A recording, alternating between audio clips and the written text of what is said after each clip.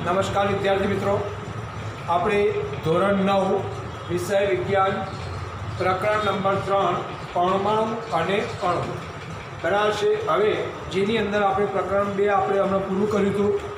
હવે આજે પ્રકરણ 3, હવે તમને પ્રકરણ 3 પરમાણુ અને અણુ આ બે શબ્દો જે તમારા ચેપ્ટરના શબ્દો છે, આ બે શબ્દોની જો સમજ ના હોય તો આ ચેપ્ટર સમજવું આપણા માટે બેકાર છે। અમે કાલે જ મારા એક વિદ્યાર્થી ગદર એક પ્રેમ કહાની પિક્ચર જોઈને આવ્યો। મેં પૂછ્યું, ટ્યુશનમાં ગયો ત્યારે કે ગદરનું ગુજરાતી શું થાય? તો કે સાહેબ એ તો ખબર નહીં। તો મેં કીધું એવું થોડું ચાલે, ગદરનો મતલબ થાય ભાગલા। એટલે તમને અહીંયા પાઠનું શીર્ષક ખબર ના હોય તો એની અંદર સમજવું બેકાર છે। તો અહીંયા આપણે છે પરમાણુ અને અણુ। તો હવે વિદ્યાર્થી મિત્રો, પરમાણુ અને અણુ એ તમારે ધોરણ 5ની અંદર આવતું હતું। તો તમે એમ કહેતા કે પદાર્થનો નાનામાં નાનો કણ જેને આપણે પરમાણુ અને અણુ કહેતા હતા। હવે એ વખતે તમારે કોઈ વ્યાખ્યાઓ આવતી નથી, કોઈ વ્યાખ્યાઓ કે કોઈ વૈજ્ઞાનિકોના નામ નહોતા આવતા। અહીંયા આ પરમાણુ અને અણુ વિશે જે વૈજ્ઞાનિકોએ ખ્યાલ આપેલા છે એ ખ્યાલો તમને પહેલાં વૈજ્ઞાનિકોની માહિતી આપી દઉં છું। તો હવે પરમાણુ અને અણુ વિશેનો પ્રાથમિક ખ્યાલ છે આ ઈસવીસન પૂર્વે 500 વર્ષ પહેલાં। હવે ઈસવીસન પૂર્વે 500 વર્ષ પહેલાં એટલે આજથી કેટલા વર્ષ પહેલાં થયા? આ ઈસવીસન 21મી સદી ચાલે છે, આ 2020। તો એનાથી 500 વર્ષ પહેલાંની વાત છે। જ્યારે આપણું કેલેન્ડર બન્યું એનાથી 500 વર્ષ પહેલાં, બરાબર છે। આપણા ભારતની અંદર દ્રવ્યના વિભાજનનો વિચાર કરવામાં આવેલો। આ વિચાર સૌ પ્રથમ મહર્ષિ કણાદે એવી ધારણા આપણને રજૂઆત કરી હતી, બરાબર। આપણું જે આ કેલેન્ડર બન્યું ને વિક્રમ સંવત, એ આપણા ઈસુ ખ્રિસ્તના કેલેન્ડર કરતાં 50 વર્ષ જૂનું છે। અને એના 450 વર્ષ પહેલાં મહર્ષિ કણાદે નામના એક ઋષિ હતા અને એમના મગજમાં એક વિચાર આવેલો અને એમને એક ધારણા રજૂ કરી। હા, એ કોઈ વૈજ્ઞાનિક નહોતા, એ વૈજ્ઞાનિક નહોતા, એ તત્વજ્ઞાની હતા, બરાબર છે। જો આપણે દ્રવ્યનું વિભાજન કરતા જઈએ, સમજી લો કે હું તમને એનું ઉદાહરણ આપીને સમજાવું છું કે આ એક આપણો ચોક છે। આ ચોકમાંથી મેં 1ના 2 ટુકડા કર્યા, 2ના 4 કર્યા, 4ના 8 કર્યા। પછી એક સમય એવો આવશે કે એનું વિભાજન થઈ શકશે નહીં, બરાબર છે। તો એ જ વસ્તુ આપણા મહર્ષિ કણાદે નામના તત્વજ્ઞાનીએ સમજાવી છે આપણને કે જો આપણે દ્રવ્યનું વિભાજન કરતા જઈએ તો આપણે એવો સૌથી નાના કણ સુધી પહોંચી જઈશું કે જેનું વિભાજન શક્ય નહીં બને। બસ એ વખતે આપણને આ મહર્ષિ કણાદે કીધું કે આના નાના નાના ટુકડાઓ કરતા જાઓ તો એક સમય એવો આવશે કે એના ટુકડાઓનું વિભાજન શક્ય બનશે નહીં।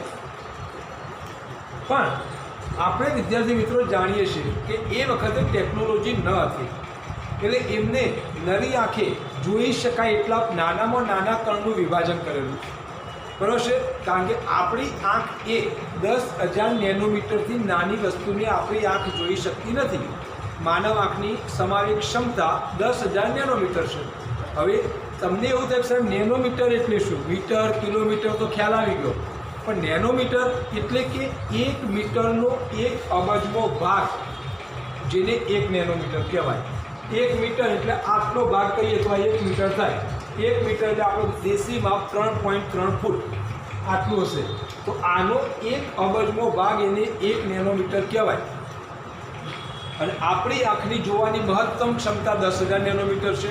હવે એ વખતની વાત કરું છું કે જ્યારે નેનોમીટર કે નેનો કણની શોધ નહોતી, ત્યારે આપણા જે મહર્ષિ કણાદે નામના એક ઋષિ હતા તત્વજ્ઞાની, અને એમને આ પદાર્થનું વિભાજનનો નિયમ આપેલો કે નાનામાં નાનો ટુકડો એ એનું સૌથી નાનું વિભાજન છે, અને જ્યારે એનું વિભાજન શક્ય ના બને એ નાનામાં નાનો કણ, એવું એમને કીધું। અને આવા કણોને એમને શું નામ આપ્યું? પરમાણુ। જે આપણે પરમાણુ તમને સમજાવવા માંગીએ છીએ। આ પરમાણુ શબ્દ સૌ પ્રથમ જો કોઈએ આપ્યો હોય તો આ મહર્ષિ કણાદે નામના વૈજ્ઞાનિકે આપ્યો હતો, તત્વજ્ઞાનીઓ। હવે એ પછી આ પહેલા તત્વજ્ઞાની આવ્યા, આ બીજા તત્વજ્ઞાની આવ્યા. હવે બીજા ભારતીય તત્વજ્ઞાનીએ, એનું નામ છે પકુદા કાત્યામય. પકુદા કાત્યામય. બરાબર. આ ઉપરનો સિદ્ધાંત એને વાંચ્યો, એને સમજો અને એ સિદ્ધાંતની અંદર ઝીણવટપૂર્વક સમજાવવાનો પ્રયત્ન કર્યો. એમને કહ્યું કે આ કણો સામાન્ય રીતે સંયુક્ત રૂપે અસ્તિત્વ ધરાવે છે અને જે દ્રવ્યના વિવિધ સ્વરૂપો આપે છે. બરાબર છે. આમને નાનામાં નાના કણની સમજૂતી આપી અને આ જે કણની સમજૂતી આપી એ કણો એ પણ સંયુક્ત રીતે અસ્તિત્વ ધરાવે છે. એટલે એની અંદર એનાથી અંદર પણ બીજા સૂક્ષ્મ કણોનો સમાવેશ છે એવું આપણને પકુદા કાત્યામય નામના તત્વજ્ઞાનીએ માહિતી આપેલી. બરાબર છે. હવે એ જ સમયગાળાની અંદર એક બીજો તત્વજ્ઞાની હતો ડેમોક્રિટસ અને લ્યુસીસ. આ બંનેના નિયમો એમને વાંચ્યા. ડેમોક્રિટસ અને લ્યુસીસ, જેમને મહર્ષિ કણાદે અને પકુદા કાત્યામયના બંનેના નિયમોને વાંચ્યા. એ નિયમો વાંચ્યા પછી એમને એ જ દ્રવ્યનું વધુને વધુ વિભાજન એટલે ભાગલા, વધુને વધુ નાના ટુકડાઓ વિશે વિચાર્યું. જો આપણે દ્રવ્યનું વધુને વધુ વિભાજન કરતા જઈએ તો એક સમય એવો આવશે કે જ્યારે પ્રાપ્ત થયેલા કણોનું વધુ વિભાજન શક્ય બનશે નહીં. બરાબર છે. આ વૈજ્ઞાનિકોએ આવું કીધું કે કોઈ એક પદાર્થ તમે લીધો, એના નાના ટુકડા કર્યા 2, 2માંથી 4, 4માંથી 8, એથી ટુકડાઓ કરતા જ જશો તો એક સમય એવો આવશે કે જેનું વિભાજન શક્ય બને નહીં. બરાબર છે. અને એ વિભાજન જ્યારે શક્ય ના બને એટલે એ પદાર્થનો નાનામાં નાનો કણ કહેવાય. અને આ પદાર્થના નાનામાં નાના કણ માટે કયો શબ્દ વાપરવામાં આવ્યો? પરમાણુ. બરાબર છે. ડેમોક્રિટસે આ અવિભાજ્ય કણોને પરમાણુ નામ આપ્યું. હવે આ પરમાણુ નામ આ 3 વૈજ્ઞાનિકો, મહર્ષિ કણાદ તત્વજ્ઞાની અને બીજો તત્વજ્ઞાની પકુદા કાત્યામય અને ત્રીજો લ્યુસીસ અને ડેમોક્રિટસ, આ બંનેનો સંયુક્ત પ્રયત્ન છે. બરાબર છે. તો આ પરમાણુ શબ્દ આ 3 વૈજ્ઞાનિકોની દેન છે આપણને. આ 3 તત્વજ્ઞાનીઓએ આ પરમાણુ શબ્દ આપણને આપેલો છે. હવે આ તમામ વિચારો તત્વજ્ઞાનીય, જેને આપણે ગુજરાતીની અંદર દાર્શનિક કહેવાય, દાર્શનિકની માન્યતાઓ ઉપર આધારિત હતા. હવે આ ઈસુ ખ્રિસ્તની સદી શરૂ થઈ એના 500 વર્ષ પહેલાં પરમાણુ શબ્દની માહિતી મળી હતી. એ પછી 18મી સદી એટલે આજથી લગભગ 200-250 વર્ષ પહેલાં, બરાબર છે, 18મી સદીના અંત સુધી આ વિચારોને માન્ય રાખવામાં આવ્યા. આ વિચારો ઉપર કોઈએ આગળ સંશોધન કર્યું નહીં. બરાબર છે. હવે 18મી સદી સુધી આ સંશોધન માન્ય રહ્યા. પરમાણુનું કોઈએ પ્રયોગ કર્યા નહીં અને કોઈએ પ્રાયોગિક કાર્ય થયા નહીં. પછી 18મી સદીની અંદર વૈજ્ઞાનિકોએ તત્વ અને સંયોજનો વચ્ચેનો ભેદ સમજવા માટે આતુર બન્યા કે તત્વ કોને કહેવાય, સંયોજન કોને કહેવાય. જે તમને આના પહેલાંના 2 વિડીયો પહેલાં તત્વ અને મિશ્રણ, તત્વ અને સંયોજનનો તફાવત ચલાવેલો હતો. એ ભેદ સ્પષ્ટ કરવાનો હતો. ભેદ એટલે તફાવત. તો એ તફાવતને સમજવા માટે આ 18મી સદીના વૈજ્ઞાનિકોએ મથામણ ચાલુ કરી. બરાબર છે. હવે આ 18મી સદીની અંદર જે મથામણ ચાલુ કરી એ વખતે રાસાયણિક સંયોગીકરણના નિયમો સમજવા પડે. હવે સંયોગીકરણ એક પ્રક્રિયા છે. બરાબર છે. રાસાયણિક પ્રક્રિયામાં આવતો એક સંયોગીકરણ પ્રક્રિયા છે. રાસાયણિક પ્રક્રિયાઓમાં વિઘટન પ્રક્રિયા, વિસ્થાપન પ્રક્રિયા, ઓક્સિડેશન પ્રક્રિયા, રેડોક્સ પ્રક્રિયા, રિડક્શન પ્રક્રિયા, ઓક્સિડેશન રિડક્શન એટલે રેડોક્સ થઈ જાય. બરાબર છે. વિઘટન પ્રક્રિયાઓ, બરાબર છે, સંયોગીકરણ પ્રક્રિયાઓ, આ બધી પ્રક્રિયાઓનો સમાવેશ થાય છે. તો આ પણ એક રાસાયણિક પ્રક્રિયાનો જ પ્રકાર છે, સંયોગીકરણ. હવે આ નિયમોને સમજવાની રજૂઆત કયા વૈજ્ઞાનિકે શરૂઆત કરી? એન્ટોની એલ લેવાઇઝરે રસાયણશાસ્ત્રનો પાયો નાખ્યો. હવે રાસાયણિક સંયોગીકરણના નિયમો આપ્યા. તો આ નિયમો લેવોઇઝર અને જોસેફ એલ પ્રાઉસ્ટે અનેક પ્રયોગો કર્યા. કોઈ પણ નિયમ આપતા પહેલાં એના પર પ્રયોગો કરવામાં આવે, સત્ય છે કે નહીં એ સ્વીકારવામાં આવે, બરાબર, સાબિત કરવામાં આવે, પછી એ તમે નિયમ રજૂ કરી શકો છો. તો એને 2 નિયમની રજૂઆત થઈ.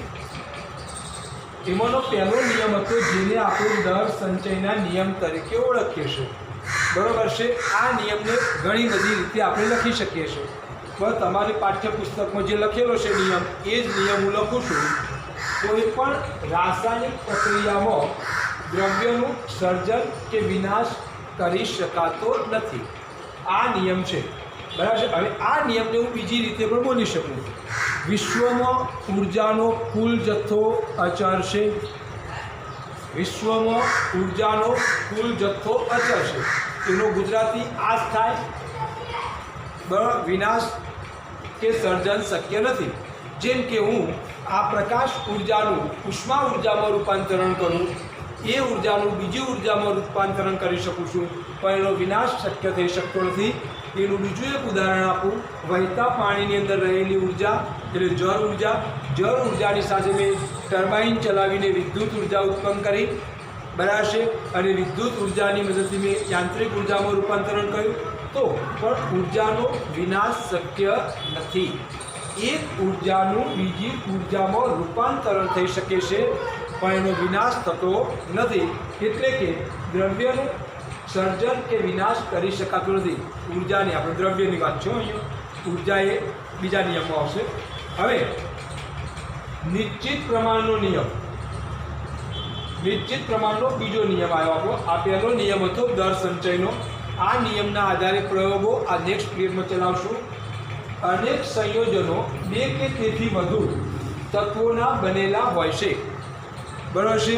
જેમ કે NaCl, સોડિયમ ક્લોરાઇડ એટલે કે મીઠું, H2O પાણી એ હાઇડ્રોજન અને ઓક્સિજનથી બનેલું છે. તો 2 કે 2 કરતાં વધારે પદાર્થોના બનેલા હોય, બરાબર છે. તો તત્વોના બનેલા હોય છે. આવું દરેક સંયોજન એક સમાન ગુણોત્તરથી એક સમાન તત્વો ધરાવે છે, બરાબર છે. હવે આ આપણો નિયમ છે. હવે એ નિયમને આપણે રાસાયણિક પ્રક્રિયામાં જ્યારે સમીકરણ બનાવીએ છીએ ત્યારે આપણે લખતા હોઈએ છીએ. Na+Cl એટલે NaCl, Na એટલે સોડિયમ 2, 8, 1 ઇલેક્ટ્રોન રચના તમને યાદ છે, 1 થી 40 તત્વો શીખવાડેલા છે. Cl એટલે ક્લોરીન, પરમાણુ ક્રમાંક 17, 2, 8 અને ત્રીજી કક્ષામાં 7 ઇલેક્ટ્રોન. એટલે 1 ઇલેક્ટ્રોનની ભાગીદારી થાય છે. 1 ઇલેક્ટ્રોનની આપણે સોડિયમ 1 ઇલેક્ટ્રોન ક્લોરીનને આપે છે, એટલે એની 1 કક્ષા પૂર્ણ ભરાય છે અને NaCl બને છે, બરાબર છે. તો અહીં નિશ્ચિત પ્રમાણના નિયમની અંદર હવે અહીંયા મેં એક નોંધ લખેલી છે. તે તત્વ ક્યાંથી આવ્યું, કોને શોધ્યું અને તેની સાથે કોઈ સંબંધ છે નહીં, બરાબર. તે તત્વ ક્યાંથી આવ્યું, કોને શોધ્યું, બરાબર છે, એની સાથે કોઈ સંબંધ છે નહીં. ખાલી આપણને તત્વનો પરમાણુ ક્રમાંક કેટલો છે એનાથી જ મતલબ છે. અને એની ઇલેક્ટ્રોન રચના, જો તત્વનો પરમાણુ ક્રમાંક આવડે તો એની ઇલેક્ટ્રોન રચના આવડવાની છે, બરાબર છે. તો આપણે એનો અણુભાર પણ ગણી શકીએ, પરમાણુ ભાર પણ ગણી શકીએ છીએ, બરાબર છે. તો આ 2 નિયમો તમારે લેસનમાં તૈયાર કરવાના છે.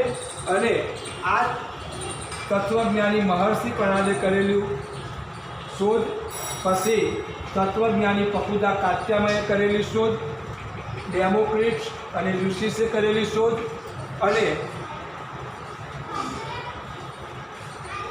એન્ટોની એલ લેવોઇઝરે કરેલી શોધ. આટલી 5 વૈજ્ઞાનિકોના વિશેની સમજ અને આ 2 નિયમો એમ કરીને 7 પ્રશ્નો તમારે હોમવર્કની અંદર લખવાના છે. જવાબ કોઈ જગ્યાએથી શોધવા જવાનું નથી, જવાબ બોર્ડ ઉપર છે જ, બરાબર છે.